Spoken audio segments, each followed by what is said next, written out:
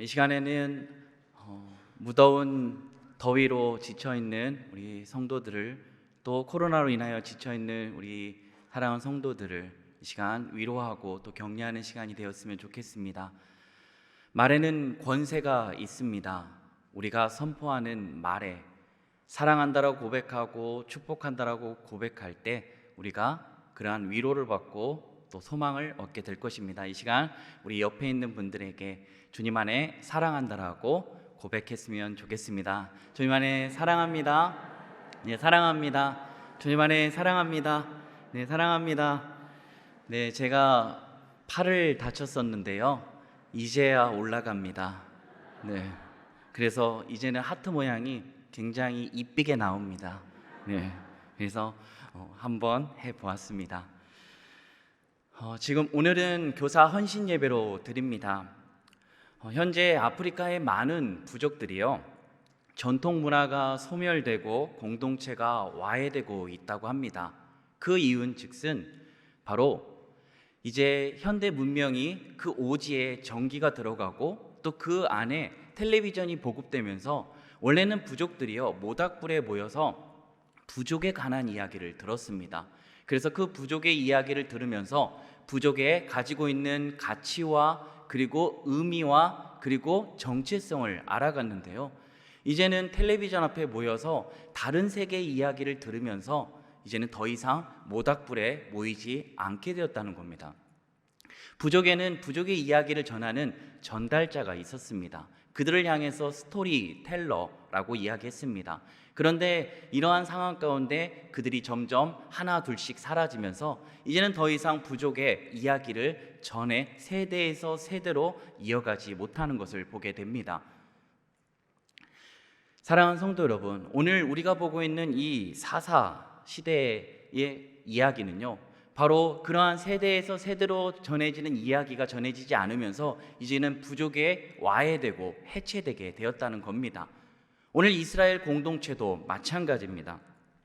오늘 여호수아와 또 그 세대가 가나안 땅을 정복하며 열심을 다해 하나님 안에서 그 땅을 정복하였습니다. 그런데 이제 정복이 끝나고 그리고 하나님께서 그들에게 행하신 일들을 기억하고 기념했던 그들을 이제는 하나둘씩 사라지면서 세대에서 세대로 이어져야 될 하나님의 이야기가 전해지지 않으면서 오늘은 어떻게 되었습니까? 바로 말씀에서 하나님을 알지 못하는 다른 세대가 일어났다라고 이야기합니다. 왜 이런 일이 일어난 거죠? 바로 아프리카 부족의 스토리텔러들이 사라졌듯 하나님의 이야기를 전해줄 수 있는 그러한 스토리텔러들이 사라졌다는 것입니다. 이 당시에는요, 바로 입에서 입으로 부모가 자녀에게 또 그 자녀가 그 자녀에게 이야기, 하나님의 이야기, 하나님께서 행하신 일들을 전달했습니다. 그런데 그 이야기가 끊겼다는 것입니다. 그러면서 시작되는 이 사사기의 시작은요, 우리가 알다시피 반복되는 패턴이 주어지게 됩니다.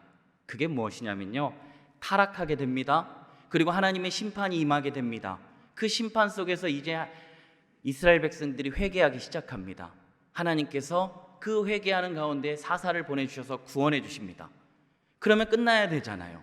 하나님의 은혜에 감사하면서 하나님께 예배해야 되는데 그것이 아니라 또다시 타락하게 됩니다. 그리고 심판당하고 회개하고 그리고 하나님께서 또 사사를 통하여 구원해 주시는데 이 사사기에만 무려 이 반복되는 패턴이 12번이나 됩니다. 사사기에 나오는 총 사사는 12명이고요. 그 이후에 2명의 사사, 엘리와 또한 사무엘 선지자가 있습니다.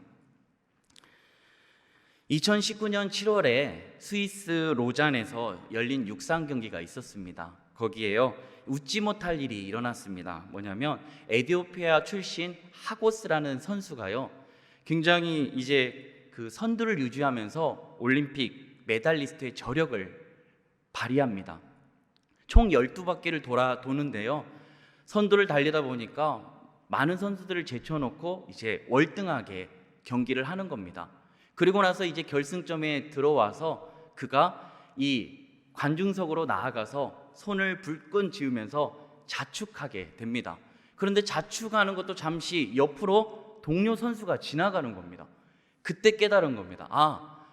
자신이 지금 12바퀴를 돌아야 되는데 11바퀴를 돌고 다 돌았다고 생각하는 겁니다. 그러면서 뒤쫓아갔는데 이미 때는 늦어서 결국 10위로 들어가게 되었다는 것입니다. 사랑하는 성도 여러분, 그런데 오늘 이 모습들을 보면서 우리의 모습은 아닌가요? 오늘 우리가 구원받았다는 안도감에 빠져서 승리를 자축하는 사이 구원받은 이들로서의 삶을 놓치고 살고 있지는 않은지 저와 여러분이 돌아보길 원합니다. 그렇지 않으면 우리도 사사기에 반복되었던 그 패턴이 나타날지도 모르고, 아니 이미 나타나고 있는지도 모르겠습니다. 지난 2017년은요 종교개혁 500주년이 되는 해였습니다. 그러다 보니 이곳저곳에서 한국교회에 대한 성찰, 그동안 어떻게 한국교회가 잘 이루어져 갔는지에 대한 심포지움과 학회가 많이 열렸습니다. 그러면서 그때 조사에서 발표에 의하면요 한국교회는 지금 쇠락의 길을 가고 있고 모든 것이 다운되고 있다는 것입니다. 교인 수나 재정이 감소하고 특히 다음 세대 주일학교가 없는 곳이 교회가 50% 이상이 된다라고 발표했습니다. 개신교 교인 중에 10명 중에 2명은 교회를 출석하지 않고 있고요. 그렇게 130년 전에 들어왔던 그 기독교는 이 땅의 천지개벽을 변화시켰는데, 그러나 지금 우리는 다음 세대에 제대로 된 복음을 전달하지 못하고 있는 것을 보게 됩니다. 오늘 주신 말씀 7절과 10절 말씀을 다시 한번 읽도록 하겠습니다. 백성이 여호수아가 사는 날 동안과 여호수아 뒤에 생존한 장로들 곧 여호와께서 이스라엘을 위하여 행하신 모든 큰 일을 본 자들이 사는 날 동안에 여호와를 섬겼더라. 10절입니다. 그 세대의 사람도 다 그 조상들에게로 돌아갔고 그 위에 일어난 다른 세대는 여호와를 알지 못하며 여호와께서 이스라엘을 위하여 행하신 일도 알지 못하였더라. 아멘.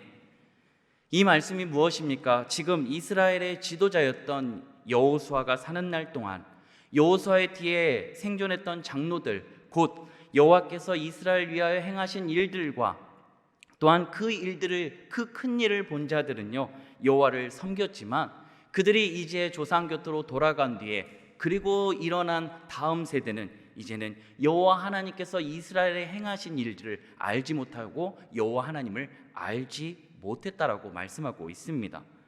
오늘 교사 헌신 예배를 드리는 우리 모두가 우리가 속해 있는 한국교회가 이루고 있지는 않은지 돌아보길 원합니다. 그렇다면 어떻게 해야 될까요? 그것은 다음 세대의 다른 복음, 다른 예수가 아닌 제대로 된 복음을 전하고 제대로 된 예수 그리스도를 증거해야겠습니다. 신명기 6장을 보면요 하나님의 말씀인 규례와 법도와 명령을 지켜 그리고 자손 대대로 그것들을 알려주라고 말씀합니다. 그래서 하나님의 말씀을 부모의 마음에 새기고 자녀에게 가르치라고 말씀하고 있는 거죠. 사랑하는 자녀의 말씀 교육은요 교회 학교에서만 이루어지는 것이 아니라 이루어진다면 가정에서 이루어집니다. 그리고 가정에 있는 부모님을 통하여 이루어지는 것입니다. 그러나 한국교회는요 부모님들이 말씀을 모르고 자녀를 어떻게 가르쳐야 하는지 본 적이 없으며 이를 알려주는 좋은 교재도 없다라고 지적합니다. 하지만 이러한 상황 가운데도 부모는 하나님의 말씀을 자녀들에게 끝까지 자녀들이 습득할 때까지 반복하여 가르쳐야 합니다. 그 말씀이 믿어지고 순종되어질 때까지 계속 되어져야 되는 것입니다. 히브리서 4장 12절 말씀처럼 하나님의 말씀은 살아있고 활력이 있어 좌우의 날선 어떤 검보다 예리하여 혼과 영과 및 관절과 골수를 찔러 쪼개기까지 하며 또 마음과 생각을 판단하나니, 바로 전해주는 말씀이 사랑하는 자녀들에게 날카로운 검이 될 때까지 가르쳐야 한다는 겁니다. 그거 아십니까? 유대인들은요 저녁 식탁에서 2-3시간 동안 하나님의 말씀인 토라를 가르칩니다. 자녀들에게만 가르칠 뿐만 아니라 모든 가족들이 한 식탁에 모여서 하나님의 토라를 읽으며 하나님의 말씀을 배웁니다. 공부합니다. 그런데 한국 인들의 밥상 문화는 밥상머리 교육은 어떤지 아십니까? 아이들이 식탁에서 가장 많이 듣는 말이 이겁니다. 빨리 먹어 라는 것입니다. 모처럼 가족들이 둘러앉아서 밥을 먹으려면 빨리 먹고 빨리 자리를 떠나야 되는 민족 중흥의 역사를 사명을 띈 것 같습니다. 그런데 이것은 특히 맞벌이 하는 가족들은 더 심하다는 겁니다. 부부 중 한 명이 빨리 퇴근하면 밥 차리고 아이들 밥 먹이기 바쁩니다. 그러니까 아이들에게 질문하거나 대화하려고 치면요, 아이들에게 아빠에게 엄마에게 물어보면 밥상머리에서 떠드는 거 아니야? 조용히 하고 빨리 먹어 라고 이야기한다는 겁니다. 외국 식당에서요, 외국 식당에 나가면요, 그 외국 식당의 주인들이 선호하는 이 손님이 있다고 합니다. 그게 어느 나라 손님인 줄 아십니까? 바로 우리나라 손님입니다. 외국인들의 경우에는요, 식사를 시키거나 아니면 이제 와인을 시키면 그 자리에서 이야기를 하면서 몇 시간씩 이야기합니다. 그러다 보니까 식당의 회전율이 좋지 않습니다. 그런데 한국인들은요, 얼마나 빨리 먹는지 그 능력이 탁월하다는 겁니다. 그러니까 식당이요, 회전율이 좋아지는 거예요. 그래서 한국인들이 오면은 그 식당은요, 잘 된다고 합니다. 왜 그럴까요? 바로 빨리 먹기 때문입니다. 이것 말고도요, 유대인들은요, 자녀가 잠자기 직전에 반드시 말씀을 들려준다고 합니다. 꿈속에서도 말씀을 기억하고 잠자리가 하나님을 더욱 경외하고 복이 임하는 시공간이기 때문인 걸 알고 그들이 잠자기 전에 하나님의 말씀을 전한다는 겁니다. 그리고 이러한 뜻이 담겨져 있습니다. 혹시나 잠을 자다 죽을 경우에 그것이 하나님의 말씀을 듣는 마지막이라고 생각하고 그러한 마음을 가지고 자녀들에게 잠자기 전에 말씀을 증거한다는 겁니다.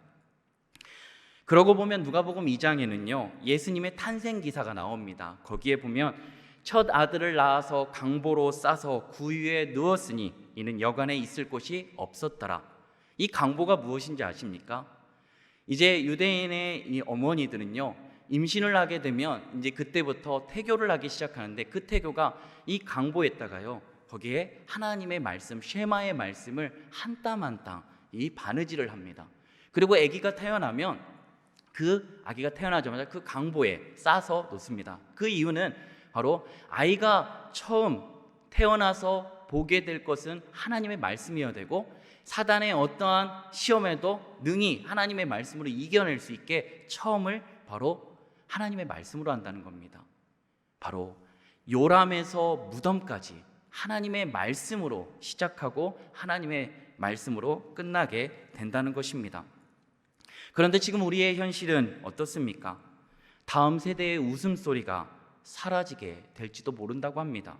이웃 교단인 합동교단에서는요, 어린이날을 맞이해서 조사를 했는데요, 그 조사한 결과 교회 5곳 중 한 곳은 교회학교가 없다라고 조사되었습니다. 지금 이대로는 안 되겠다는 것이 느껴지십니까? 그렇다면 다음 세대 전문가들은 하나같이 이야기합니다. 예전에는요, 3F, 바로 푸드, 펀, 그리고 프렌드, 바로 음식과 간식, 과자, 그리고 재미와 친구들을 통해서 교회 학교를 운행했다면 이제는 3F가 아니라 3M이 되어야 된다고 말씀합니다. 바로 푸드가 아니라 모티베이션, 동기가 되어야 된다는 것입니다. 단순하게 음식 때문에, 과자 때문에 교회 나온 것이 아니라 그 아이들에게 칭찬하고 진지한 대화를 통해서 이야기, 동기를 부여해야 된다는 겁니다. 두 번째는 펀, 재미가 아니라 바로 미닝이어야 된다는 거 말씀합니다. 미닝은 의미입니다. 청소년과 청년들이 교회를 떠나는 이유는 바로 교회가 재미없어서가 아니라 의미가 없어서라는 겁니다. 바로 교회에서 듣고 가르침받는 내용이 자신의 삶에 어떠한 의미로 다가오지 않기 때문에 그들은 교회를 떠나간다는 것입니다. 예전에 본 영화 중에 신은 죽지 않았다라는 영화 중에 한 청년이 목사님에게 이런 얘기를 합니다. 목사님, 저희가 교회를 떠나는 이유를 아십니까? 교회를 떠나는 이유는 교회에 더 이상 있어야 될 이유는 알지만 교회에서 머물러야 된 이유를 모르기 때문입니다 라고 대사가 있었습니다. 바로 오늘 우리의 교회들이 지금 사랑하는 자녀들에게 그러한 교회 안에서의 의미를, 왜 있어야 되고 왜 교회에서 예배해야 되는지 그 의미를 지금 가르치지 못했다는 겁니다. 세 번째는 프렌즈는 바로 이제는 미션으로 바뀌어야 된다는 겁니다. 바로 추구할 것입니다. 그냥 단순한 게 아니라 친구 때문에 나오는 것이 아니라 구심점을 마련해야 되는 것입니다. 오늘 왜 우리가 예배를 드리는지, 오늘 왜 우리가 하나님 앞에 나와야 하는지, 기도를 왜 해야 되는지, 하나님의 말씀을 왜 들어야 되는지, 왜 찬양해야 되는지를, 그러한 것들을 추구해야 될 것을 가르쳐야 한다는 것입니다. 그럴 때 그들이 구원해 주신 그 이유와 목적대로 살아가게 된다는 겁니다. 그리고 얼마 전에 저는 충격적인 기사를 접하였습니다. 그것은 바로 사랑하는 아이들이 교회를 떠나는 것이 재미가 없어서 떠나는 게 아니라 더 이상 복음이 들려지지 않기 때문에, 예수님이 들려지지 않기 때문에 교회를 떠난다는 것입니다. 물론 재미가 없어서 떠났다는 것도 약간의 통계가 있습니다. 그러나 더욱 중요한 사실은 더 이상 교회가 오히려 세상이 더 재미있습니다. 그런데 교회가 들려져야 될 예수 그리스도가 들려지지 않고 복음이 들려지지 않기 때문에 그 아이들이 떠나게 되었다는 것입니다. 사랑하는 성도 여러분, 하이델베르크 문단 2문은 복된 인생으로 살기 위해서는요, 당신이 무엇을 알아야 합니까? 라는 질문으로 시작됩니다. 하이델베르크 교리 문답은 무엇이냐면요, 1563년에 바로 독일 팔츠 지역의 수도가 하이델베르크입니다. 그 하이델베르크에서 이제 성경 전체의 중요한 내용들을 바로 요약하고 질문과 답변의 형식을 가지고 이제 성경을 요약하고 쉽게 교리를 통해서 하나님의 말씀을 배우도록 했습니다. 거기에 이문이 바로 이겁니다. 우리가 삶 가운데 복된 인생을 살고 죽기 위해서는 무엇을 해야 하는 것입니까? 라는 질문으로 시작되고, 이 질문에 대해서 세 가지 질문이 주어지게 됩니다. 오늘 이 시간 이 세 가지의 질문을 통해서 다른 세대가 되어가고 있는 다음 세대에게 무엇을 증거해야 하는지를 알아보길 원합니다.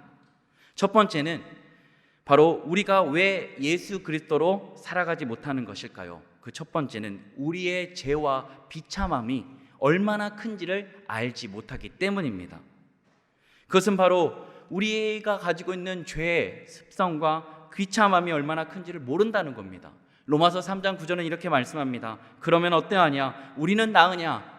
결코 아니라 유대인이나 헬라인이나 다 죄 아래에 있느니라 라고 말씀합니다. 우리는 다 죄 아래에 있다는 겁니다.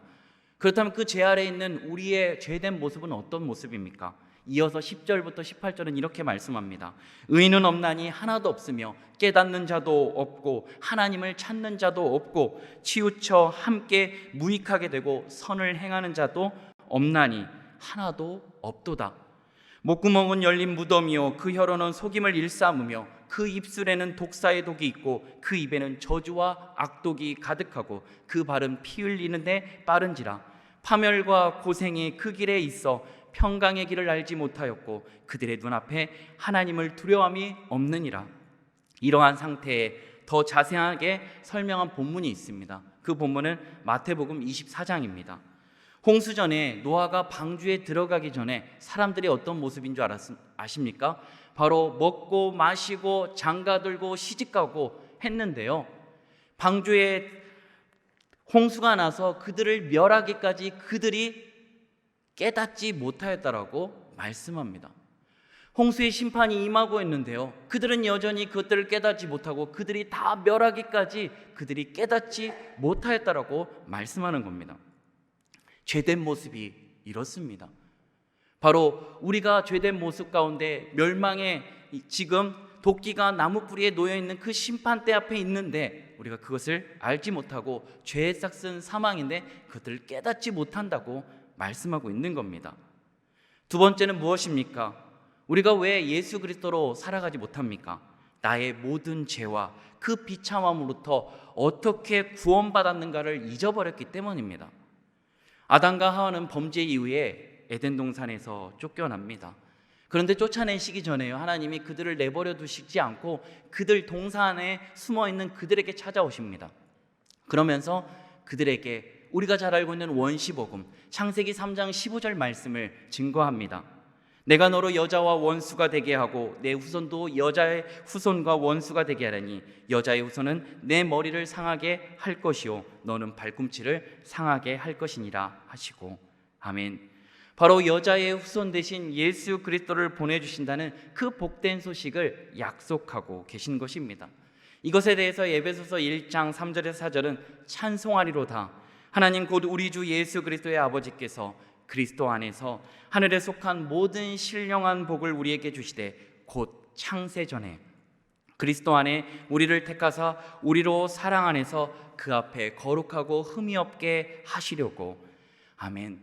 바로 비참함에 놓여있는 우리를 그 하나뿐인 아들 독생자 예수 그리스도를 약속하신 그대로 보내주시고, 약속하신 그대로 우리를 위하여 우리의 죄를 짊어지시고 십자가에 달려 죽으시고, 그리고 말씀하신 대로 살아나셔서 우리를 억누르고 있던 죄와 사망의 권세에서 해방시켜 주셨다는 것입니다. 이러한 말로 할 수 없는 은혜와 크신 사랑을 받았는데 우리는 그것을 제대로 알지 못하기 때문에 하늘을 두루마리 삼고 바다를 먹물 삼아도 다 갚을 수 없는 그 은혜를 누리지 못하고 이제는 구원의 확신조차 희미해져서 그렇게 살아가고 있다라는 것입니다. 이것은 뭡니까? 바로 물에 빠졌는데요, 거의 이제 죽을 뻔한 거예요. 그런데 어떤 사람이 구사일생으로 그를 구해준 겁니다. 그런데 이제 구원받았으면, 구조를 받고 새 생명을 얻었으면 그 자리를 떠나서 이제 그 값없이 받은 그 은혜를 이제는 값있게 살아야 되지 않습니까? 그런데 이 사람이요, 내가 빠질 뻔하고 죽을 뻔한 곳이라고 거기에 한 달이고 두 달이고 1년이고 머물러 있다고 생각해 보십시오. 얼마나 어리석은 일입니까? 자기에게 받은 그 생명을 가지고 이제는 뭐 해야 됩니까? 살아야죠. 의미 있게 살아야죠. 오늘 우리가 그러지 않습니까? 우리가 죄와 비참함에 빠져 있는데 예수 그리스도로 말미암아 우리가 구원을 받았다면 이제는 우리가 구원받은 이들로서 하나님의 그 넘치는 은혜와 사랑을 잊지 않고 우리가 이제는 그렇게 구원하신 이유와 목적대로 살아야지 않겠습니까? 셋째는 왜 우리가 예수 그리스도로 살아가지 못합니까? 그것은 구원을 주신 하나님께 어떻게 감사를 드려야 하는가를 제대로 알지 못하기 때문입니다. 어떤 아버지가 이런 고백을 했습니다. 어렸을 때 아버지가 하도요, 가난한 가운데 있지만, 가난하지만 아들아 너가 붙들 게 있단다, 그것은 바로 예수 그리스도란다 라고 계속해서 힘들지만 예수 그리스도만은 그렇게 이야기하더랍니다. 그게 한이 돼서요, 이제 어른이 돼가지고 자기가 자녀를 낳는데 예수님 빼고는 다 해줬다는 것입니다. 그런데 그 자녀가 자라서 이제 예수 그리스도를 증거하려는데 더 이상 복음이 들어가지 못하는 걸 보면서 땅을 치고 후회한 아버지의 이야기를 들은 적이 있습니다. 사랑하는 여러분, 출애굽기 21장 그리고 신명기 15장에는요 종에 관한 법이 나옵니다. 여기에 보면요, 히브리의 종을 사면요 6년 동안은 부리지만 7년이 되면은 놓아주는 법입니다. 그런데 저는 이 말씀을 읽으면서 굉장히 이해가 되지 않는 구절을 발견했습니다. 그 구절이 출애굽기 21장 5절 말씀입니다. 만일 종이 분명히 말하기를 내가 상전과 내 처자를 사랑하니 나가서 자유인이 되지 않겠노라 하면, 자신은 상전과 처자를 사랑하기 때문에 나가서 자유인이 되지 않겠다라는 겁니다. 7년이 되면 자유인이 될 수 있는데 그는 상전을 사랑하고 처자를 사랑하기 때문에 이제 종에서 자유인이 되지 않겠다는 겁니다. 저는 여기서 처자를 사랑하기 때문에 자유인이 되지 않겠다는 건 이해가 됩니다. 왜냐하면 그 사랑하는 아내를, 사랑하는 자녀를 두고 자기가 자유인이 돼서 어떻게 마음 편히 살아갈 수 있겠습니까? 그건 이해가 됐습니다. 그런데요, 상전을 사랑해서 자유인이 되지 않겠다라고 하는 건 이해가 안 갔습니다. 그러면서 상전을 사랑하기 때문에 이제는 재판장한테 가서요, 그 상전이 이 종을 데리고 가게 됩니다. 그리고 이제 재판장에게 보여주고 이가 상전의 협박과 압박으로 인해서 이것을 고백한 게 아니라고 판명이 나면요, 그를 집 문이나 문설주에 대고 귀를 뚫습니다. 그런데 이게 또다시 6년하고 7년 자윤이 되는 게 아닙니다. 그렇게 되면 종신토록 상전을 섬기는 종으로 남아 있어야 되는 거죠. 이게 가능한 일일까요? 그런데 그걸 보면서 생각이 들었습니다. 하물며 상전이 도대체 종을 어떻게 했길래, 어떻게 사랑했길래 그 종을 아마도 자기의 자녀처럼, 자기의 손자처럼 그렇게 사랑하지 않았겠습니까? 그러니까 종의 마음이 움직였던 겁니다. 오늘 우리는 어떻습니까? 우리는 하나님의 자녀로 삼아주셨습니다. 그 종보다 말로 할 수 없는 은혜와 사랑을 입었습니다. 그런데 오늘 우리는요, 하나님을 위해서 그렇게 종신토록 살아가고 계십니까? 감사하며 그렇게 살아가고 있습니까? 오늘 우리의 자신들을 한번 돌아보기를 원합니다. 이제 말씀을 마무리합니다. 사랑하는 성도 여러분, 우리가 먼저 우리의 죄와 그리고 우리가 얼마나 비참한 처지에 놓여 있는지를 알아야 할 것입니다. 그리고 그러한 죄와 비참한 가운데 놓여 있는 우리를 포기하지 않으시고 하나님 아버지께서 우리를 위해 하나뿐인 아들 예수 그리스도를 아낌없이 보내주시고 내어주심으로 구원하여 주셨습니다. 그리고 구원하여 주셨는데 구원받은 자들의 삶은 어떠한 삶이 되어야 됩니까? 그런즉 누구든지 그리스도 안에 있으면 새로운 피조물이라 이전 것은 지나갔으니 보라 새 것이 되었노라. 구원받은 이들은 이제는요, 나를 사랑하사 나를 위하여 자기 자신을 버리신 하나님의 아들을 믿는 믿음 안에 살아가야 하는 것입니다. 내가 사는 것이 아닙니다. 이제 내 안에 살아 역사하시는 예수 그리스도로 살아가야 합니다.